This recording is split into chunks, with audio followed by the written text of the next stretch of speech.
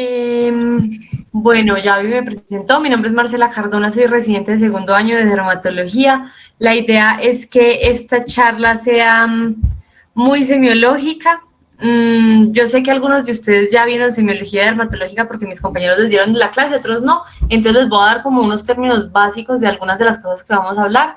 Otras las hablaremos en el camino. Entonces, estas primeras diapositivas de semiología las hizo Santiago LR3. Vamos a hablar de máculas. Cuando hablamos de máculas son lesiones que tienen cambio de coloración en la piel, pero no tienen cambio de textura. O sea, si yo, perdón, pongo por acá el señalador. Si yo veo esta zona color pardo y paso el dedo sobre ella, voy a sentir que la textura es igualita acá en el centro que acá afuera. Listo. Yo puedo tener diferentes máculas. Yo las puedo tener hipopigmentadas, las puedo tener acrómicas, las puedo tener eritematosas, eritematoviolaceas. Lo importante es que la textura no cambie. Cuando hablamos de pápulas, son lesiones sólidas, usualmente pequeñas, menores de 5 milímetros, o pues de 5 o menos milímetros, es sobrelevada, y pues obviamente como es sobrelevada, entonces vamos a sentir algo al pasar el dedo sobre esta zona. Usualmente, como solamente comprometen de la dermis hacia arriba, no nos van a dejar cicatriz. Las placas son más grandes, o sea, mayores de 5 milímetros, y usualmente son aplanadas, pero obviamente tienen una pequeña elevación, o sea, son más largas que altas. Al pasar el dedo sobre ellas vamos a ver que hay un cambio de textura, y cambio en la altura. Yo sobre esta placa puedo tener muchas cosas, yo puedo tener escamas, puedo tener costras, puedo tener una placa, pero que en el centro sea deprimida, pero cuando hablamos de placas nos referimos a estas lesiones. Nuevamente acá otras imágenes de la placa. Estas pueden tener un poco más de profundidad en las capas de la piel. Cuando hablamos de atrofia, dependerá de qué parte de la piel esté atrofiada. Yo puedo tener atrofia epidérmica, donde solamente esta parte superior va a estar más adelgazada, y por estar más adelgazada voy a ver más fácilmente el contenido de la dermis, entonces voy a ver más telangiectasias, voy a ver vasitos dérmicos, ¿sí? Pero también puedo tener atrofia térmica. Entonces voy a ver una depresión, de pronto la epidermis puede estar o no comprometida, pero voy a ver ya una depresión mucho más marcada, y puedo tener también atrofia hipodérmica o del tejido celular subcutáneo, donde vamos a ver, sobre todo en el lupus profundo, que es mucho más notorio y vamos a ver una depresión muy marcada.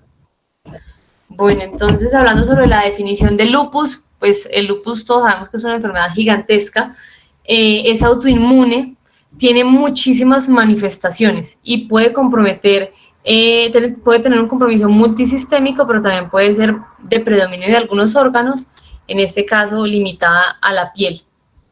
Va a ser multifactorial y va a tener contribución genética y ambiental. En cuanto a la epidemiología, el lupus cutáneo tiene una incidencia de 4 casos por 100.000 habitantes por año, pero esto es de epidemiología de Suecia y de Estados Unidos, pero digamos que eso es un más o menos.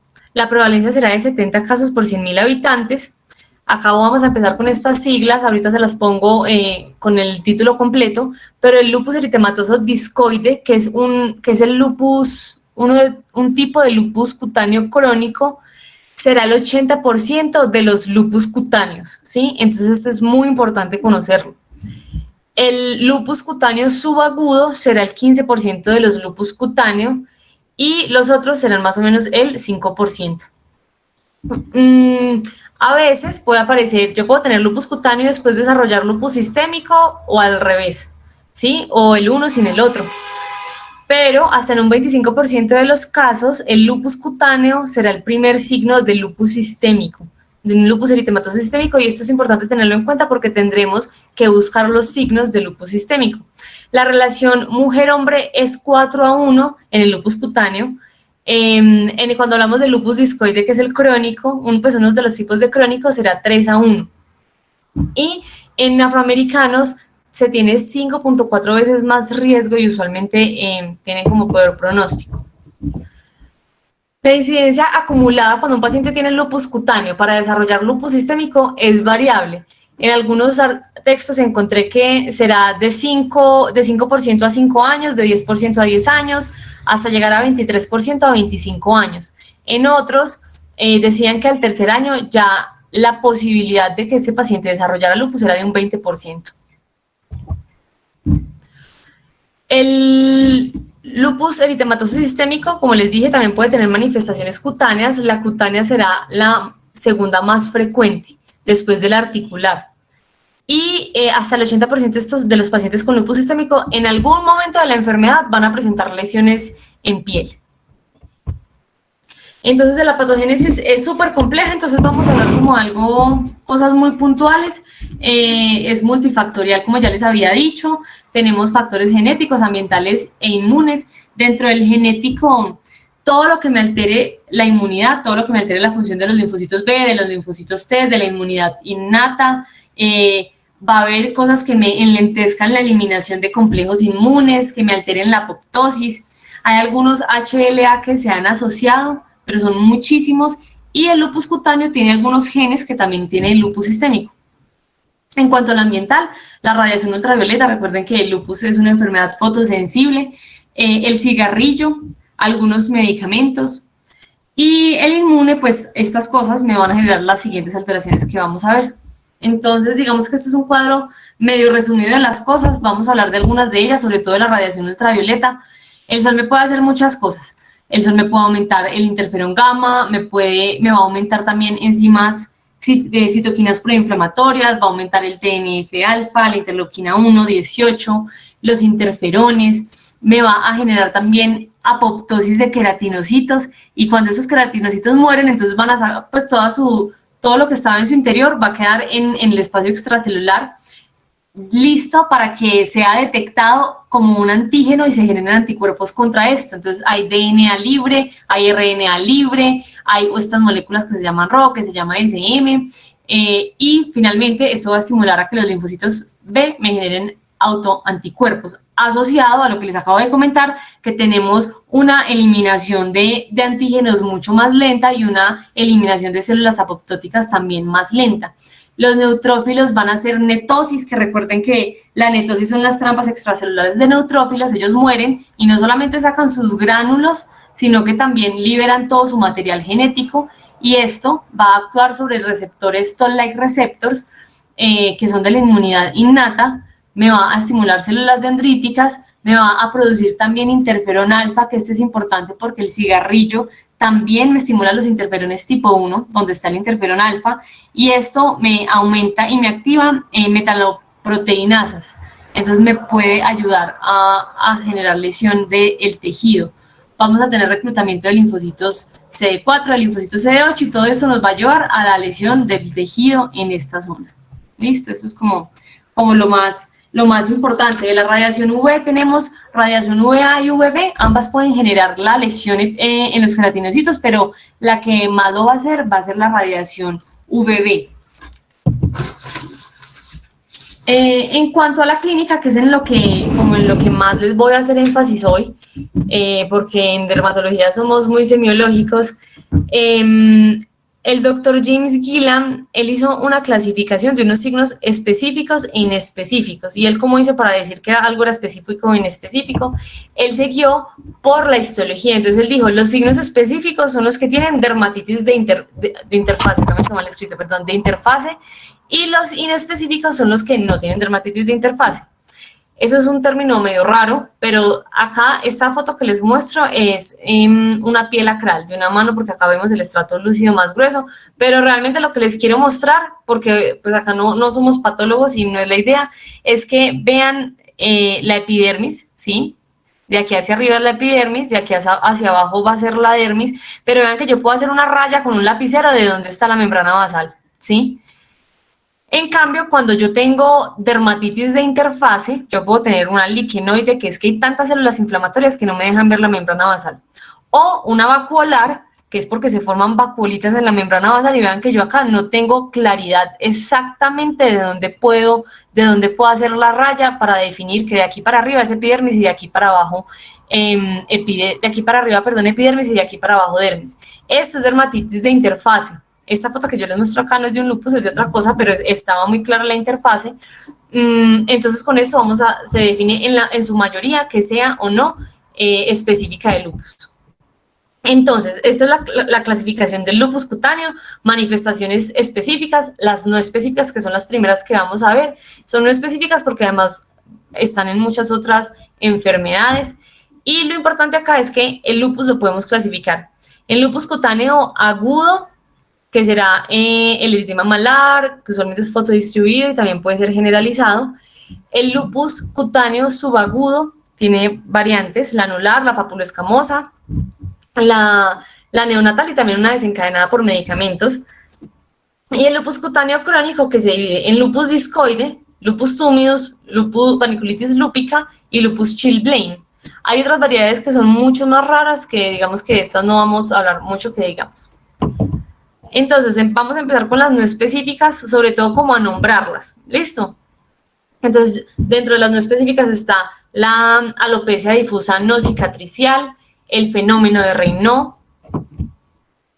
cambios en el pliegue ungular. Vean que acá vemos esta zona supereritematosa, incluso podríamos ver como vasos dilatados. Puedo tener lesiones vasculíticas, que la idea es más adelante poder hablarles un poco de esto. Puedo tener lívido reticularis, ulceraciones y lívido racemosa.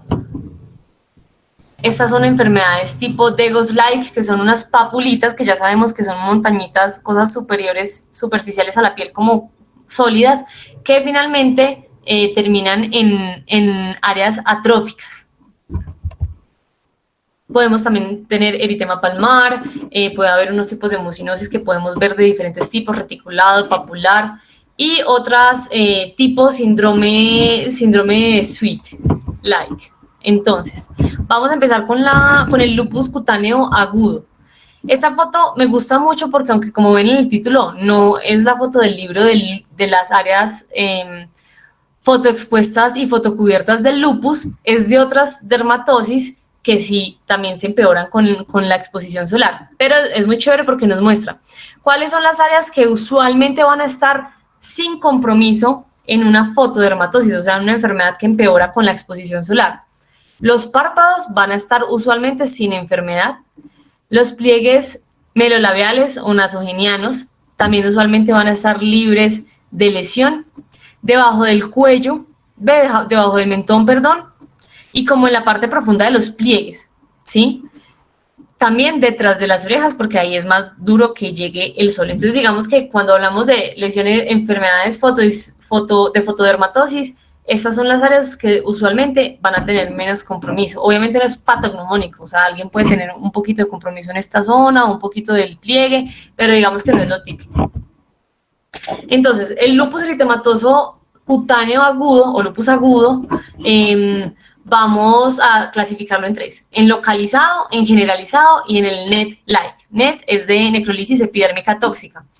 Entonces, este será el 15% de los lupus cutáneos y es el que conocemos todo como el eritema en mariposa, ¿sí? Que es el que vamos a tener en las mejillas, en el dorso nasal.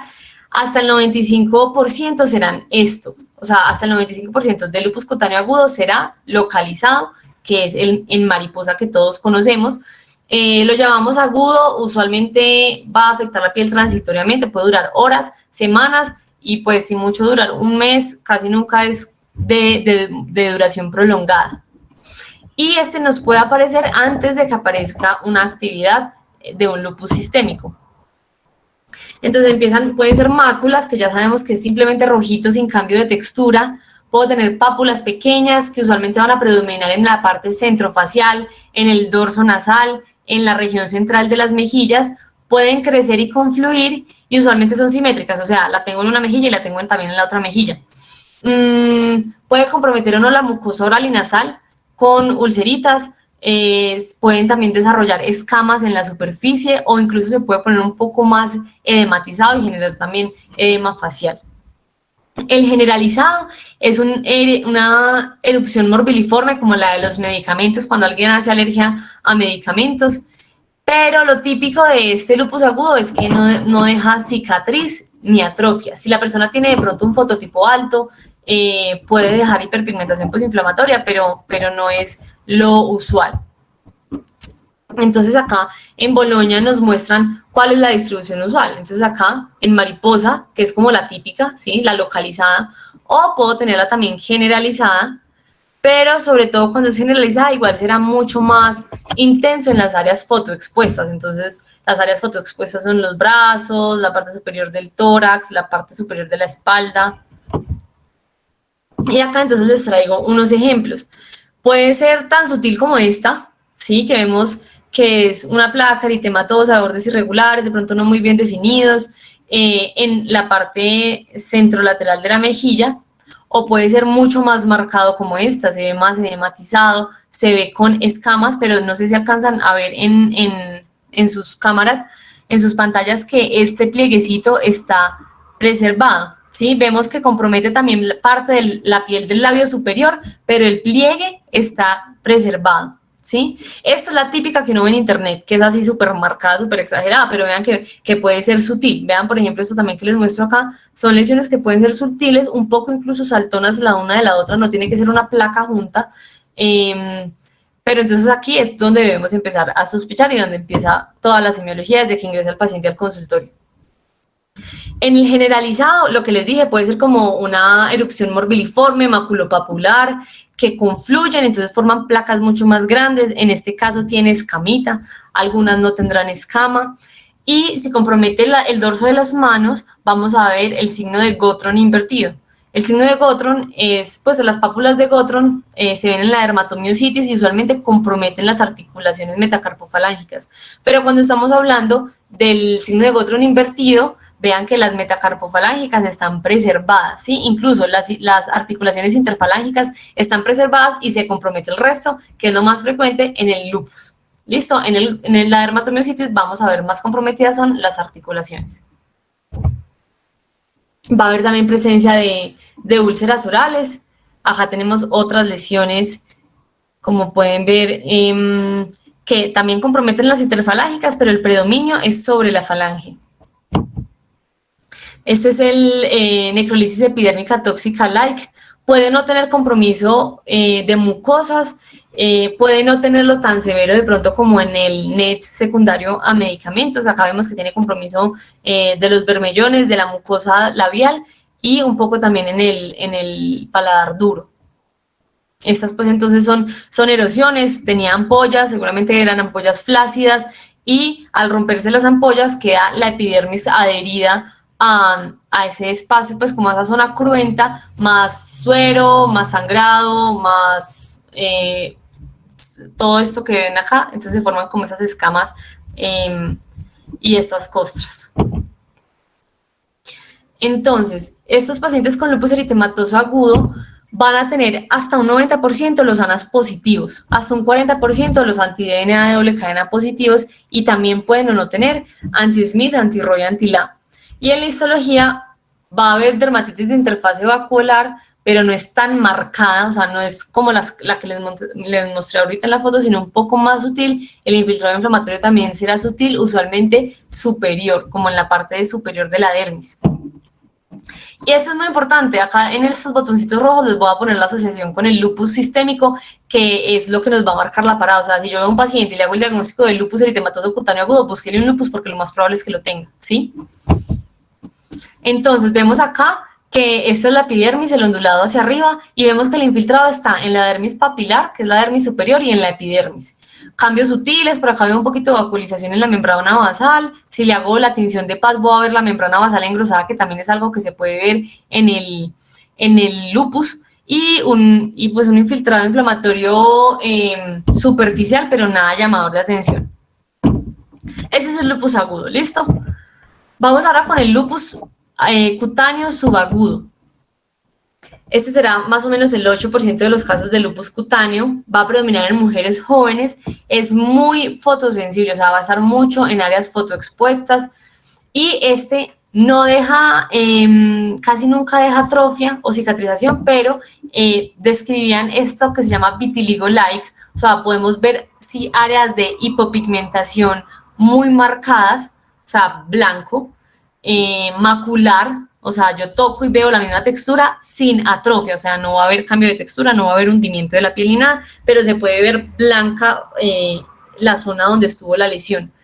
Y en grandes rasgos podemos dividirlo en un 50-50. 50% será de la variedad papuloescamosa y 50% será de la variedad anular. Hay otros más raros que también existen, pero pues no vamos a enfocarnos en ellos.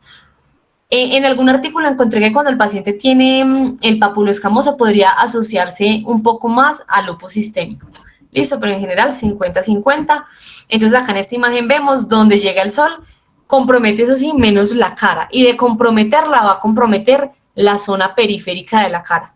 Pero vemos entonces que va a comprometer la cara lateral de los brazos, la cara lateral de los antebrazos, el dorso de las manos y la parte superior del tronco anterior y posterior. Entonces, yo puedo tener unas muy claras, que yo digo, uy, si esto es súper anular. Anular es que es como un anillito, ¿sí? Como un anillito y el centro está un poco menos comprometido o casi que sano, dependiendo del tipo de lesión que veamos. Pero yo puedo tener esta que de pronto uno ve acá que está formando un anillo, pero no me queda la forma anular completamente clara, ¿sí? Vemos entonces, esta es la B del cuello, el tronco superior, esta también tiene escama. La mayoría de pacientes tiene o anular o papuloescamoso, pero hay unos que pueden tener unas lesiones que sean difíciles de determinar o que tengan ambas lesiones. Entonces vean que acá vemos mucho más claro los anillitos, ¿sí? Yo veo por acá un círculo con el borde que está de pronto un poco más elevado. Y esto que vemos sobre todo, bueno, las dos fotos la tienen, pero como en esta señora es mucho más claro, es una configuración policíclica. Es como que muchos círculos se unieron y yo le borré las líneas del centro que se entrecruzaban, entonces quedan como en forma de nubecita, ¿sí? Esto es policíclico y lo podemos ver en la variedad anular, porque se juntaron muchos anillos, del lupus subagudo. Acá en esta foto vemos lo que les decía de vitiligo-like, no es tanto atrofia, sino que es cambio de la pigmentación. Y esta tiene también escamitas, sobre todo como un collarete en la periferia. Acá vemos uno más papuloescamoso, también lo llaman psoriasiforme, pero vean que son placas, pero yo las veo muy circulares, ¿sí? Por ejemplo, acá yo podría decir, venga, esta parece como un anillo. Entonces puede que no sea tan fácil determinarla, hacer la raya. Pero también puede ser más sutil, puede ser chiquito, esta es un papuloescamoso, más sutiles, no tan infiltradas, no tan eritematosas. Acá se le ve la escamita, no sé si alcanzan a ver como unos punticos blanquitos. Esas son escamas que son mucho más finas, no siempre tienen que llegar así. Obviamente esta es la del libro, pero habrán unas más sutiles. Esta es otra papuloescamosa. Van a ser menos edematosas que el lupus agudo, pero pueden tener mucha más hiperkeratosis que el lupus agudo. Nuevamente el botón rojo también se asocia mucho al ES, hasta la mitad puede tener lupus sistémico, entonces también habrá que buscárselo. Y cuando los pacientes tienen lupus cutáneo subagudo, usualmente no van a tener tantas manifestaciones severas, o sea, de los que tienen lupus subagudo más lupus sistémico, el 10 al 15% desarrollará las cosas pues como más graves, vasculitis sistémica, nefritis o compromiso del sistema nervioso central. De los pacientes con lupus subagudo también pueden pasar a tener otras lesiones de lupus, o sea, uno puede tener todos los tipos de lupus. Yo puedo tener lupus sistémico y lupus agudo y también tener lupus subagudo, ¿sí? No es que si tengo una no tengo la otra. Entonces, de los pacientes con lupus eritematoso cutáneo subagudo, hasta el 20% desarrollan lupus discoide, que es uno de los crónicos, o lupus agudo. En el agudo les dije que duraba horas, que duraba semanas, pero en este vemos que puede durar hasta meses, ¿sí? 3-4 meses. Y el antirro acá lo vamos a encontrar casi que en todos los pacientes. No es que si no lo tienen no es lupus subagudo, pero obviamente nos apoya el diagnóstico. Y también es importante porque los textos dicen que hasta 30% de los pacientes con lupus subagudo será por medicamentos. Hay lupus sistémico por medicamentos y hay lupus subagudo por medicamentos, ¿sí? ¿Cuáles son los medicamentos que más lo van a desencadenar? Terbinafina, anti-TNF y antiepilépticos. ¿sí? Sobre todo en este orden. Primero terbinafina, segundo anti-TNF, pero hay muchísimos otros. Ahí está el omeprazol también, están los IECAs, los calcioantagonistas. Por eso hay que hacer un interrogatorio completo. A veces, si se quita el medicamento, incluso el lupus puede no mejorar. Acá les traigo esta tablita porque una cosa es lo que les decía, lupus cutáneo subagudo inducido por medicamentos y lupus eritematoso sistémico inducido por medicamentos. Entonces, de los medicamentos que nos van a desencadenar el lupus cutáneo subagudo son los que les mencioné, principalmente terbinafina, anti-TNF, se me olvidó, y antiepilépticos, y estos son los otros que me pueden generar el lupus sistémico. La aminociclina casi siempre le echan la culpa en todas partes. Listo, esa la pueden tener en cuenta para cualquiera de los dos lupus. Importante que el lupus inducido por medicamentos cutáneo va a tener anti-Ro positivo, mientras que el sistémico va a tener antihistona positivo. La histología, entonces vemos acá la infiltración, el infiltrado inflamatorio es un poco más profundo y vemos que hay muchos más linfocitos que en la imagen de ahorita que les mostré. Tengo un poco más de vacuolización de la membrana basal, o sea, ya me está costando trabajo, sobre todo en esta zona, poder hacer la raya de dónde queda la membrana basal. Bueno, entonces ahora vamos a hablar del lupus cutáneo crónico. El lupus cutáneo crónico, como ven, tiene muchas más variantes y de acuerdo a la variante será su localización predominante, ¿sí? Entonces, vamos con el verde, el lupus tumidus. Este es, ahorita vamos a ver, es como el que menos se asocia al lupus sistémico, pero va a predominar en la cara, sobre todo en las mejillas y en la región anterior del tronco. La paniculitis lúpica, que es la que les decía que nos va a dejar una atrofia, vamos a ver ahorita bien profunda, va a predominar en cara lateral de muslos, glúteos, en mamas, en la cara lateral de los brazos y en la cara. El lupus discoide, que es el 80% de los lupus cutáneos, vamos a ver, hay dos tipos, pero digamos que en su mayoría predominarán en cabeza y cuello con compromiso de cuero cabelludo. Y el lupus chilblain, que son estos moraditos que vemos en la punta de los dedos, predominará en zonas sacrales de las manos, de los pies y punta nasal y pabellones auriculares. Entonces vamos a ir con el que es como el que más probablemente todos nos vamos a encontrar, que es el lupus discoide, 80% de los lupus cutáneos. Entonces, mi mnemotecnia es localizado del cuello para arriba, ¿listo? Y generalizado todo. Entonces, de las clavículas hacia arriba va a ser el localizado, será también la mayoría, el 80%. Le gustan mucho los pabellones auriculares, sobre todo la concha. Pero pues puede dar como en cualquier parte de la cara, sobre todo en el tercio medio de la cara. Y el generalizado, pues entonces también comprometerá la cabeza y el cuello y de ahí hacia abajo. Usualmente se asocia más a lupus sistémico. Los pacientes con lupus discoide pueden tener artralgias sin esto indicar pues que el paciente tenga como un lupus sistémico. Hay otra variante que es el lupus cutáneo crónico hiperqueratótico. Algunos lo meten en el lupus discoide, otros lo incluyen, pues lo ponen como aparte, o sea, dentro del lupus crónico, pero aparte. Entonces, discoide, pues parece un disco, pero vamos a ver que no todas parecen un disco, digamos que esta es como la idea. Son placas, entonces ya sabemos que son usualmente levantaditas y más largas y anchas que altas. Van a tener hiperkeratosis folicular, ahorita les voy a mostrar unas fotos, entonces los folículos los vamos a ver bien marcaditos, y si yo le quito si yo le quito como la escamita que ella tiene, me va a sacar los taponcitos foliculares, y ese se llama el signo de la tachuela de alfombra. No pude encontrar una tachuela de alfombra, pero esto es como lo que más me imaginé. Si yo levanto esta tabla hacia atrás, me van a quedar todos los taponcitos queratósicos de cada folículo adheridos a esa escamita que yo le acabo de quitar, y voy a ver como eso lleno de punticos. Entonces vean, pues puede parecer medio un disco, pero digamos que no es completamente discoide. ¿Listo? En esta es importante que sí vamos a tener un centro que se va a tornar atrófico. ¿Listo? Entonces yo tengo una placa que puede tener centro atrófico, tiene escamas, sobre todo las escamas pueden predominar en la periferia. Obviamente esto pues como que no es absoluto, pero nos puede orientar.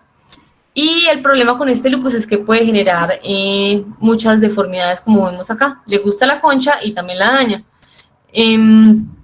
Cuando es generalizado también puede comprometer palmas y plantas. Si no,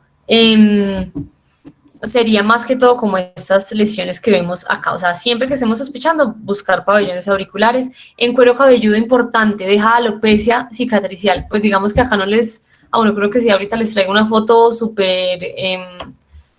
como amarillista exagerada, pero realmente hay que pararle bolas porque esto afecta la calidad de vida de los pacientes. O sea, ustedes ven el HUN y es la niña con lupus que está a punto de entrar a diálisis y uno le dice que esta placa le va a quedar sin pelo nunca más en la vida y le provoca sentarse a llorar porque igual ella va a seguir su vida común y corriente, más adelante tendrá que trabajar y esto realmente puede afectar. Listo, entonces tenemos escamas en el centro de la placa, pero vemos que yo ya no tengo ostium foliculares, o sea, yo no veo punticos de donde normalmente sale el pelo, sino que veo una placa que es como por estas zonas lisas, aparte de la escama, es completamente lisa, ¿sí? Acá vemos otra, bordes pardo, como cafecitos, con el centro más atrófico. Estas son otras, mucho más exageradas, y como este paciente tiene un fototipo alto, obviamente la placa va a resaltar. Esta, por ejemplo, si parece más un disquito, es una placa eritematosa que tiene escamas amarillas, incluso podríamos decir que tiene como unas erosiones centrales, y tiene este borde café. El borde pardo nos puede también orientar. Acá ya está la franca atrofia central, que vemos más rosada, y acá esta imagen sí parece bien un disquito con los bordes pardos. Esta está un poco más de libro y la escama central. Vean acá, bueno, acá en estas no sé si alcanzan a ver los punticos foliculares mucho más marcados. Aquí, aunque esto es pareciera zona cabelluda, por lo menos en la periferia, vemos que todavía tiene los ostium foliculares, entonces digamos que aún no está en la parte cicatricial. O sea, todavía podemos tratarla y disminuir el riesgo de que quede la placa que estaba en la imagen anterior.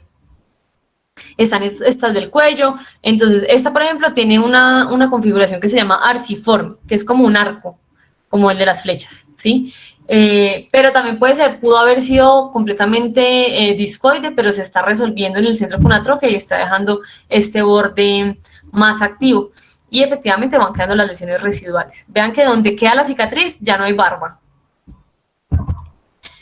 Esta es la que les decía, súper exagerada, pero pues esto puede pasar, ¿sí? Entonces por eso hay que tener cuidado y por eso usualmente vamos a ver que en el lupus discoide tratamos de usar medicamentos sistémicos como prontico, ¿sí? No esperamos mucho para no tener secuelas. También puede comprometer la mucosa oral, nuevamente el compromiso del pabellón auricular, que le gusta la concha. Acá también tenemos uno con menos escamas, pero vemos la infiltración del pabellón auricular también. Incluso acá en el cuero cabelludo se le alcanzan a ver unas placas con escama blanquecina. Cicatrices atróficas, ya tiene todavía el borde un poco pardo, pero no se ve tan activa, tan eritematosa e inflamatoria. Y acá es una mujer con cambios posinflamatorios y con alopecia cicatricial de las cejas. Acá el hiperqueratótico, únicamente mostrárselos, este es mucho más raro y se asocia menos a lupus sistémico. Pueden verse como psoriasiformes, pero usualmente va a ser como una placa única que va a predominar en las áreas extensoras, que las áreas extensoras serán como la parte posterior del brazo, codo y la parte posterior del antebrazo, de los miembros superiores. Se asocia al lupus sistémico en un 10 a un 20%. Si es localizado, o sea, del cuello para arriba, más o menos 10%. Si es generalizado, tendrá más asociación al lupus sistémico. Y acá en la imagen vemos que el infiltrado inflamatorio es mucho más profundo. ¿Sí? Vemos que también nos va a comprometer los anexos, va a comprometer el pelo y por eso nos puede dar alopecia cicatricial y llega casi hasta el tejido celular subcutáneo sin comprometerlo. Digamos que esto es lo clásico. Acá sí está la dermatitis de interfase vacuolar en todo su furor. no podemos hacer la raya donde la vamos a delimitar, tiene un infiltrado mucho más marcado, puede tener hiperkeratosis, obviamente tiene muchos otros signos, a las biopsias se les puede hacer inmunofluorescencia directa y eso puede ayudar al diagnóstico, pero pues digamos que no es como el objetivo. Recuerden, hasta el 50% de pacientes con este lupus, que es el más frecuente de los cutáneos, puede generar o puede terminar en lesiones cicatriciales importantes. Y hasta un tercio pueden presentar alopecia cicatricial. El lupus profundo o paniculitis lúpica es rara. Vamos a ver que su nombre lo indica, es profundo, o sea, está en el tejido celular subcutáneo. Y usualmente vamos a tener nódulos firmes, como de paniculitis, que van a estar, pueden medir hasta 3 centímetros, no son muy grandes, o máximo pues 5 centímetros, pero de ahí para allá no se pasan. En caso de calcificarse se tornarán dolorosos y puede ser ese incluso el principal signo o motivo de consulta del paciente. Entonces tenemos estos nódulos, la piel como que está encima de ese nódulo se va a adherir al nódulo y finalmente eso se va a empezar a atrofiar y va a empezar a generar la depresión en esa zona de la piel. Como les dije, ya estas son las partes que principalmente se comprometen. Puede coexistir en un 70% con lupus discoide. Entonces, yo le digo lupus profundo cuando tengo un nódulo con un nódulo de paniculitis y encima tengo lupus discoide. Ese es un lupus profundo. Si no, se llama paniculitis lúpica. Pero digamos que uno entiende cualquiera de las dos que le digan. Entonces, vean acá en los brazos cómo se ven estas depresiones. Dijimos que glúteos, muslos, mamas, brazos y cara. Entonces, vean cómo puede ser demarcado. Donde hubo un nódulo, ahí quedó la depresión. Incluso acá en la espalda, en esta zona, tiene uno. Vemos en la mejilla, vemos, está mucho más exagerado, o sea, vean por favor estas depresiones. Estas están activas, o sea, estas están inflamadas, posiblemente el paciente también tenga dolor en estas zonas y cuando resuelvan van a resolver con depresión, con atrofia de tejido celular subcutáneo y la vamos a ver clínicamente como un área deprimida. Esta es lo importante, esta foto de acá es la continuación de abajo de esta foto. Es un infiltrado marcado que compromete todo el espesor de la piel, pero lo importante es que llega al tejido celular subcutáneo. Y el 50% se asociarán al lupus sistémico. El que tenga paniculitis lúpica junto con lupus sistémico, el 50%, usualmente será un lupus sistémico leve.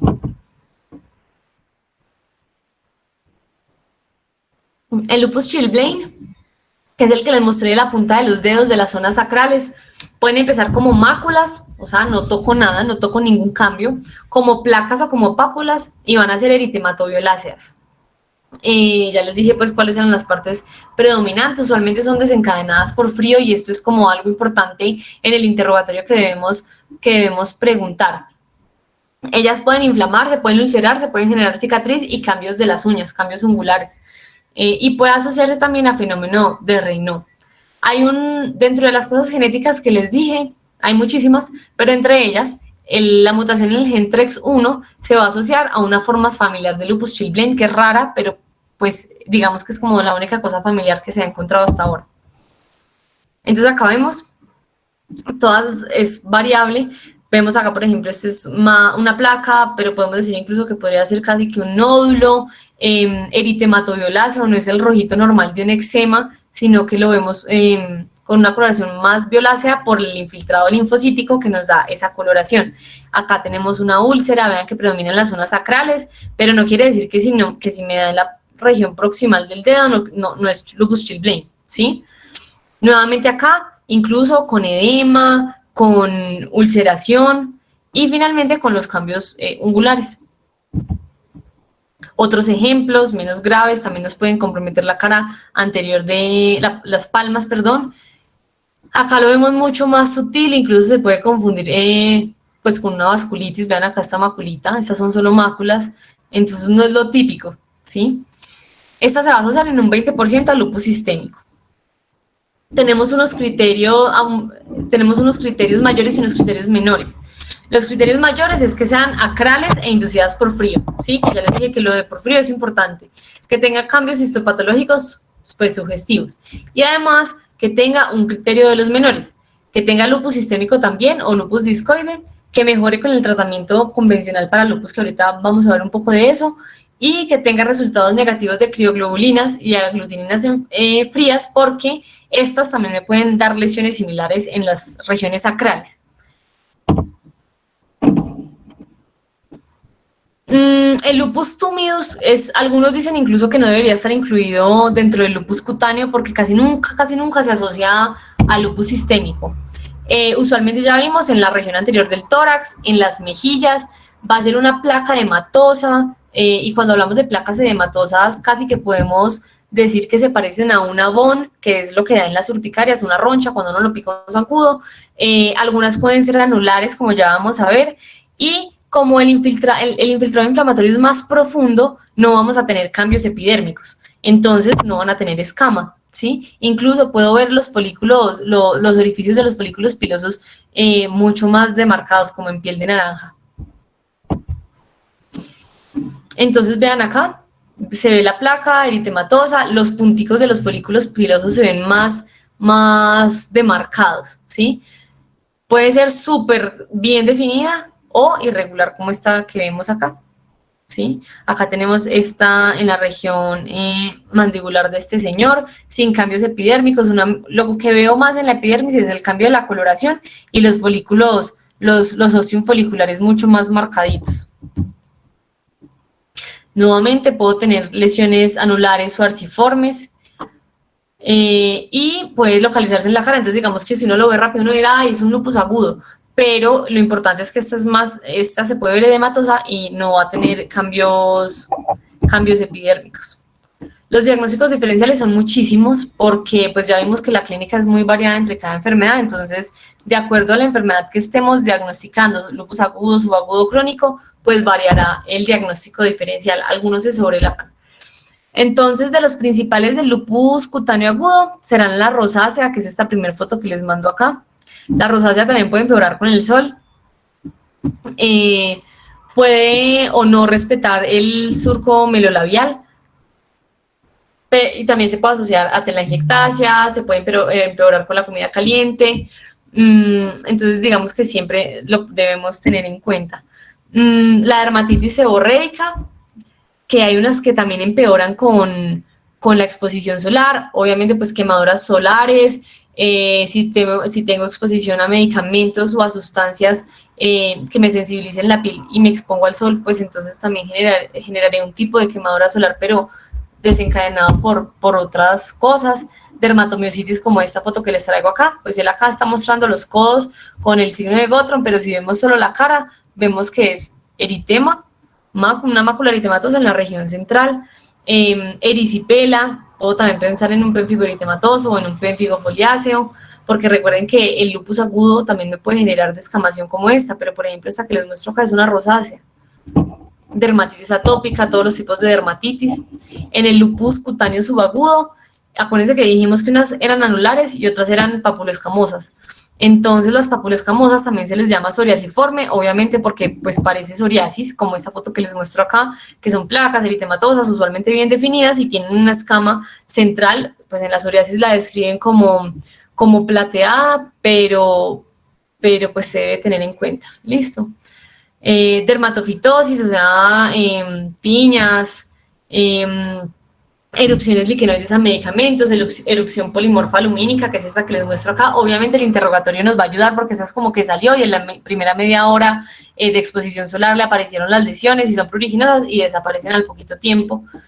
También podemos tener acá en el diagnóstico diferencial otros tipos, los tipos de dermatitis atópica de contacto, pénfigo foliáceo también porque me puede afectar áreas seborreicas, y las áreas seborreicas son tórax anterior, la espalda sobre todo en la región superior y pues algunas áreas centrofaciales.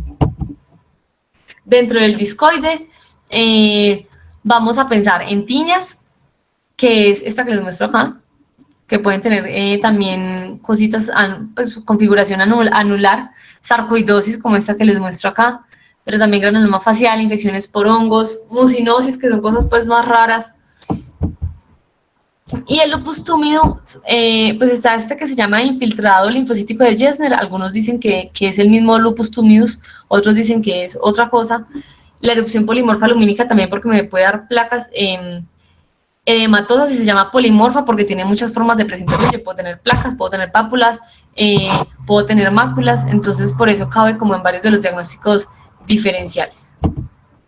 Bueno, entonces en cuanto al diagnóstico, pues obviamente la clínica les acabo de explicar como las cosas clave, pero pues no es suficiente, nos tenemos que apoyar muchas veces en confirmarla, sobre todo con biopsia, aunque la biopsia no es patognomónica, habrán cosas que sí nos podrán apoyar mucho. Podemos hacer inmunofluorescencia directa, pero no todo el mundo tiene, tiene esto a su disposición, entonces como mínimo se hará la hematoxilina eosina.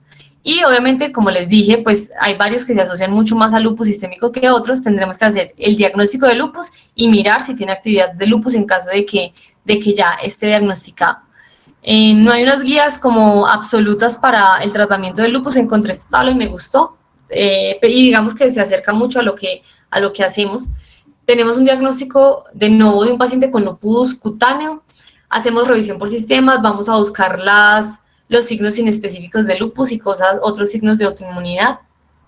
Y vamos a pedirle de entrada ANAS, hemograma y uroanálisis. Y dependiendo de los síntomas que el paciente refiera, consideraremos este otro resto de paneles. Si el paciente tiene, no sé, serostomía y seroftalmia, entonces miraremos a ver si pedimos los ANAS o si tiene más signos que me estén haciendo sospechar de un lupus. Por ejemplo, si pienso en un lupus agudo, pues digo, venga, pidémosle de una vez el anti-DNA porque posiblemente lo tenga, ¿sí? Listo, tiene ANAS positivos, entonces nos vamos para este lado. Extendemos los estudios, ¿sí? Ahorita les voy a mostrar las tablas de hacer diagnóstico de lupus sistémico, que obviamente no se los voy a decir yo acá, pero es como para que tengamos en cuenta que es lo que debemos buscar en la clínica. No es solamente como que tiene una placa y chao. Y si cumple criterios de lupus, pues tendré que remitirlo al especialista, que lo va a tratar, al reumatólogo, al internista, y ver qué tan comprometido está, si hay que hospitalizarlo y si tiene actividad o no. Si digo no, pues no cumple criterios de lupus, pero tenía pues los ANAS positivos, entonces vamos a empezar con el tratamiento de primera línea de lupus cutáneo, que dependerá de cada tipo de lupus. Si los ANAS son negativos, pues directamente me voy a tratar las lesiones en piel. Listo, sí, el paciente tiene lupus y le estamos haciendo es el seguimiento. Ellos recomiendan acá que se debe hacer seguimiento. En este artículo dicen que al menos cada mes o cada 2 meses si el paciente tiene una lesión que está activa. Si no está activa, proponen que se pueda hacer hasta 6 meses, cada 6 meses el seguimiento con los paraclínicos, que son los que usaremos para definir si el paciente tiene actividad lúpica o no, si ya tenía el diagnóstico de lupus o si desarrolla el lupus en el transcurso, porque recuerden que 5% en 5 años desarrollarán lupus sistémico, 10% en 10 años, 15% en 15 años, más o menos, ¿sí? Yo puedo pedirles 1000 cosas y puedo tener falso positivo de BDRL, de acuerdo a la sintomatología, puedo encontrar también factor reumatoide, anticardiolipina. Lo importante de eso es como saber a qué tipo de lupus cutáneo nos estamos enfrentando y saber qué tan amplio debe ser el panel de paraclínicos. Esto es gigante, estos son los criterios del SLIC del 2012 para lupus y les pongo en el recuadro azul qué cosas en piel me ayudan al diagnóstico, porque uno siempre lee esto y uno dice, uy, lupus discoide, ni idea qué será, o sea, si lo veo se me pasa. Pero pues ya vimos qué tipos de lupus cutáneos tenemos, entonces ya podemos saber cómo diagnosticarlos. ¿Listo? Entonces, en los criterios SLIC tenemos lupus cutáneo agudo, ya sabemos cuáles incluye, el eritema malar normal, el generalizado y tenemos una variedad rara que será la ampollosa. Pero también puede ser lupus cutáneo subagudo, que ya sabemos que puede ser anular o papuloescamoso. Y tenemos también el lupus cutáneo crónico. Con eso abarcamos básicamente todo lo que les acabo de exponer. Además de úlceras solares y alopecia no cicatricial. ¿Listo? En los nuevos criterios del AULAR del año pasado, la piel sigue siendo uno de los marcadores importantes para el diagnóstico. Siguen siendo los mismos que les mencioné ahorita. Y cuando vamos a ir a la actividad de la enfermedad, ese es el SLEDAI 2K, vemos que tenemos vasculitis, pues que acá solamente les mostré una fotico, pero es para tenerla en cuenta que esto lo podemos ver en piel. Tenemos erupción, nuevo recurrente de una erupción inflamatoria, alopecia y úlceras en mucosas, úlceras nasales o úlceras orales. Listo, estas son las cosas que por parte de dermatología o dermatológicas que pueden apoyar a la actividad y al diagnóstico de la enfermedad. El tratamiento, pues hay que decirle al paciente primero, pues ya sabemos que el sol lo empeora, entonces por favor no se exponga al sol, y no solamente es que no se exponga al sol y que se eche protector solar una vez al día, no. Debe ser idealmente un protector solar que cubra UVA y UVB de radiación ultravioleta, que sea más de factor 30 y que se lo aplique varias veces al día, porque eso dura más o menos 3-4 horas. Y que use manga larga, que use sombreros de ala ancha, que use sombrilla, porque el protector solar no cubre 100% y estamos ante patologías que son fotosensibles. Tenemos unas terapias que serán locales, aparte de esa, esteroides tópicos o intralesionales, inhibidores de la calcineurina, que ya vamos a ver un poquito más. Digamos que no les voy a hablar muy profundo de esto. Importante que dejen de fumar. Recuerden que esto, el cigarrillo me puede activar metaloproteinasas, me puede activar los Toll-like receptors 9 y me puede aumentar el interferón tipo 1. Entonces eso hace parte de la fisiopatología del lupus y pues la idea es como controlarlo. Entonces, prevención, ya les dije, dejar de fumar, no exponerse al sol. Primera línea, están acá como uno al ladito del otro, pero en eficacia podrían ser casi iguales los esteroides tópicos de alta potencia o de mediana potencia y los inhibidores de calcineurina, que son pues el que tenemos acá, el tacrolimus. Usualmente los usamos para lesiones que son localizadas. O sea, si yo tengo un lupus generalizado, pues cutáneo generalizado, me queda como duro bañarlo en crema humectante. En crema, perdón, en betametasona o en clobetasol. Entonces, en esos casos, cuando son tan extensos, posiblemente tendremos que empezar con terapia sistémica. Daremos el esteroide tópico unos días, mientras el sistémico nos da resultado. Dentro de la primera línea están los antimaláricos, esto es fundamental, usualmente usamos hidroxicloroquina porque tiene menos efectos secundarios, el resultado se demora 2-3 meses en verse y depende del tipo de lupus, nosotros lo consideraremos. Por ejemplo, el lupus discoide, que ya les mostré que puede ser tan destructivo, pues podemos considerarlo casi que de entrada, a menos que sea una lesión pues muy chiquita en un área que de pronto no nos preocupe mucho, pero si está en la mejilla, si está en una región del cuero cabelludo que no se pueda tapar, estas placas de lupus discoide pueden crecer en 2-3 meses y mientras el paciente vuelve y consigue cita, pues ya serán cambios que son irreversibles, ¿sí? Si esto no funciona, entonces podremos considerar metotrexate, que lo daremos oral o subcutáneo hasta 25 miligramos semanales. Se han descrito también casos con micofenolato, pero digamos que esto en la vida real es como más difícil de que se lleve a cabo. Sí, la talidomida sí se ha descrito, pero usualmente, como en los que más nos movemos, van a ser los esteroides tópicos, como esta primera línea, metotrexate. Si está algo muy severo, podemos dar pulsos de esteroide y después continuar con un ahorrador de esteroide. Y la tercera línea, digamos que acá no hay tanta evidencia, pero se ha visto. Por ejemplo, la dapsona es muy buena para las lesiones ampollosas del lupus, entonces se puede considerar incluso más arribita. Bueno, como mensajes para la casa, el lupus eritematoso es una enfermedad multisistémica. Hoy hablamos enfáticamente en la piel. La podemos ver afectando de manera aislada un órgano o la piel, pero también vemos que puede comprometer otros órganos.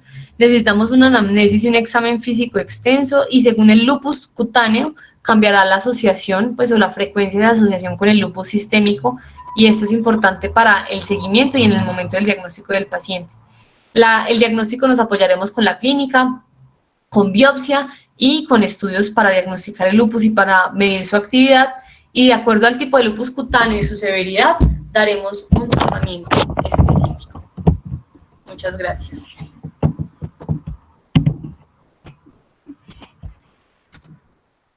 No sé, ¿tienen preguntas? No me las sé todas, pero yo trato.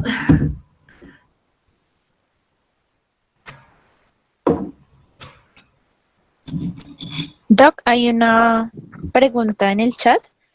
Cristian Espinel pregunta que si para el tratamiento del lupus discoide y cutáneo subagudo, no sistémico, sería ideal iniciarles hidroxicloroquina más betametasona tópica mientras lo ve, incluso si ya tiene la atrofia establecida. Hola, Cristian. Sí, pues mira, del lupus discoide es lo que te digo. Si, por ejemplo, la lesión está en la mejilla y tú ves que está pues que está grandecita, sobre todo porque está en un área estética muy importante, tú le puedes empezar de una vez la hidroxicloroquina.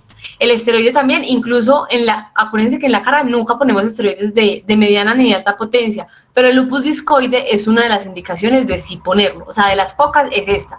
Entonces tú podrías empezarlo, pero tienes que hacerle mucho énfasis al paciente de que no es que se lo eche la maldita sea por 3 meses mientras le sale la cita, porque también entonces va a llegar es con atrofia por el esteroide, ¿sí? Entonces tú puedes ordenarle la betametasona, que se la empiece a echar 2 veces al día, por ahí por 15 o 20 días, y si el paciente de pronto tiene como, que se compre mientras tanto el tacrolimus mientras llega a consulta, porque acuérdate que la hidroxicloroquina se va a demorar 2-3 meses en actuar, o sea, son 2-3 meses en que debemos darle terapia tópica para lograr frenar eso. Y en cuanto al lupus cutáneo subagudo, pues depende. No sé si te acuerdas la fotico que les mostré de un lupus subagudo que es bastante leve, pues de pronto se podría intentar con uno este. Por ejemplo, si es este, de pronto puedes intentar solamente con esteroide tópico, ¿sí? Ya si es una así, ya así sí toca empezarle sistémico. No sé si respondí tu pregunta, Cristian.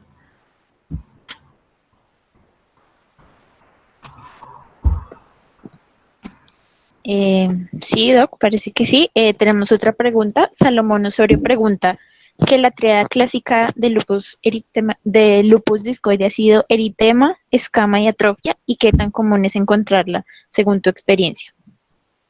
Pues, Salomón, la verdad, yo sí la he visto.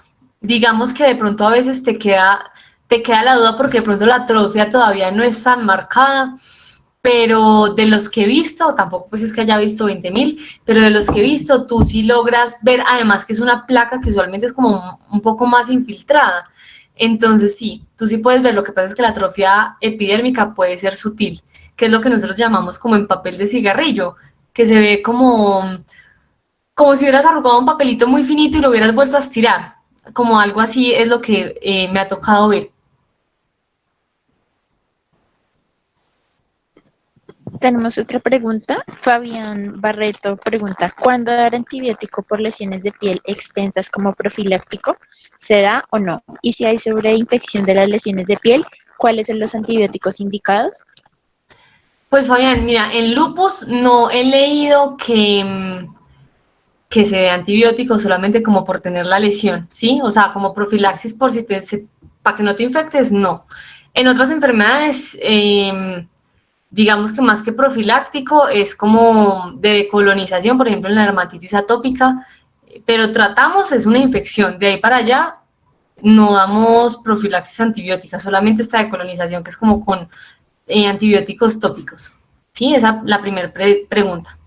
Pero en lupus, que yo haya visto, no, y que haya leído tampoco. No sé si de pronto ahorita Santi, el R3, nos puede decir algo de esos antibióticos. Y respecto a la segunda pregunta, que me dices si hay sobreinfección de las lesiones en piel, pues dependiendo de la infección que tenga, ¿sí? Si tú ves que de pronto tiene una costra que sea, se me acaba de ir la palabra, melicérica, que es por pus, y no es muy extensa, pues tú le puedes dar simplemente tratamiento tópico, o le puedes dar ácido fusílico, le puedes dar mupirocina. Si de pronto tiene una erisipela o una celulitis asociada, posiblemente tengas que darle tratamiento sistémico, y usualmente son tratamientos que curan Staphylococcus aureus. Digamos que nosotros tenemos más o menos un 20% de Staphylococcus aureus meticilino resistente, entonces tú de entrada puedes considerar si tiene pus, porque si tiene pus es más probable que sea por Staphylococcus aureus. Puedes considerar darle trimetoprim, que es como para que te cure el resistente. También puedes darle doxy. ¿Qué otra? No, son como los que yo más veo. Linda también, que es como para resistente. Creo que son todos. Me gustaría que la persona que preguntó, el doctor que preguntó, fuese un poquito más específico, porque es que el escenario de dar antibiótico profiláctico no depende del contexto, doctor. En este caso, lo que pasa es que hay muchas veces, y con muy buena razón, no todos los médicos estamos, pues en este caso sí, porque pues estamos entrenándonos en patología cutánea, pero los que no, simplemente pues pueden confundir cualquiera de estas entidades con alguna entidad infecciosa. Y en primer término no es que esté mal, es parte del ejercicio de diagnóstico diferencial y por eso es tan importante la semiología. Es más, hay una invitación que siempre les hacemos a todas las personas que rotan con nosotros en nuestro servicio en los diferentes escenarios, llámese en el HUN, llámese en Samaritana, en Misericordia, en cualquiera de los sitios donde estamos presentes, que siempre cuando vean un paciente con una patología cutánea, limítense primero solamente la edad, el sexo, escriban muy bien lo del examen físico, o sea, cambien primero, vean examen físico primero y luego hagan la anamnesis. Yo sé que esto a los internistas no les gusta para nada, pero es muy importante en cuanto a que les genere un esquema de pensamiento diferente y no los sesga. Ejemplo, esa fotografía que está mostrando la doctora Marcela, si ustedes me muestran cualquiera de esas primeras placas y de una me dicen que el paciente tiene antecedente de lupus, pues yo no voy a hacer nada más que pensar en que el paciente tiene algún tipo de lupus. Mientras que si no me dicen nada al principio, yo puedo plantear toda esa infinidad de diferenciales y ya tengo el ejercicio bien establecido, que la doctora Marcela lo hizo muy bien al final. Y eso pues secundariamente va a influir en un mejor resultado para el paciente, en que no se van a dejar de pensar cosas aunque sean raras, eventualmente si no se responde a tratamiento o tiene una presentación clínica típica. La parte de antibióticos yo solamente quisiera agregarle, define qué tipo de infección tienes. Si tienes infección por sospecha de estafilococo aureus, define si tiene factores de riesgo para estafilococo aureus meticilino resistente, ya sea adquirido en la comunidad o adquirido asociado al cuidado de la salud, porque se van a tratar muy diferente. Las 3 series de antibióticos son las que describió la doctora Marcela, tal cual, dependiendo del escenario al que te enfrentes. Eso es lo único que quisiera agregarle a la pregunta. Gracias, Ari.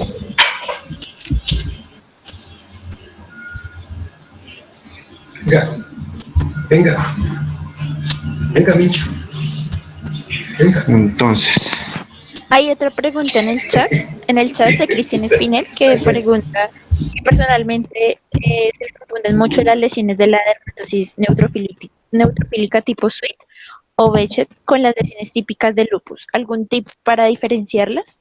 Espérame, ¿cómo? Personalmente, pues mira, Cristian, que yo no he visto síndromes de SWIT, que sí he visto en los libros, o sea, en persona, pero que sí he visto en los libros de los síndromes de SWIT, se asocian a fiebre, ¿sí? Entonces eso te puede orientar. Y son muy, muy edematosas, así un rojo muy intenso. Pienso que eso es como lo más importante, y el paciente usualmente está como agudamente febril, o sea, está malo, que me aparecieron justo las lesiones después del cuadro de fiebre. No sé qué otra, pues aparte es que personalmente me confunden muchas lesiones de las dermatosis neutrofílicas con las diferenciales de lupus, porque es que, pero ¿con cuáles de lupus, Cristian? ¿Con las del lupus subagudo o cuál? Porque es que son mucho más edematosas. Perdón un segundito, yo les comparto acá la pantalla de Boloña, que Boloña tiene unas fotos súper chéveres de SWIT, que digamos que son como con las que yo más me he quedado en la cabeza. Espérame un segundito. yo te agregaría simplemente que recuerda, Cristian, que también hay varias variedades de síndrome de SWIT.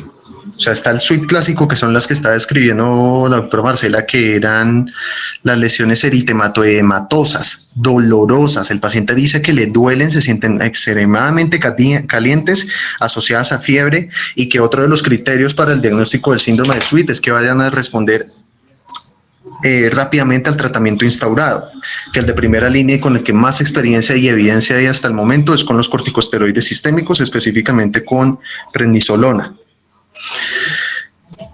Hay otras variedades, el ampolloso, también está uno subcutáneo, y dependiendo del tipo de presentación y lo que afecten, pues va a dar una variedad clínica diferente. El ampolloso pues te va a dar ampollas y hay que hacerle diagnóstico diferencial con las formas que dan ampollas del lupus. cutáneo.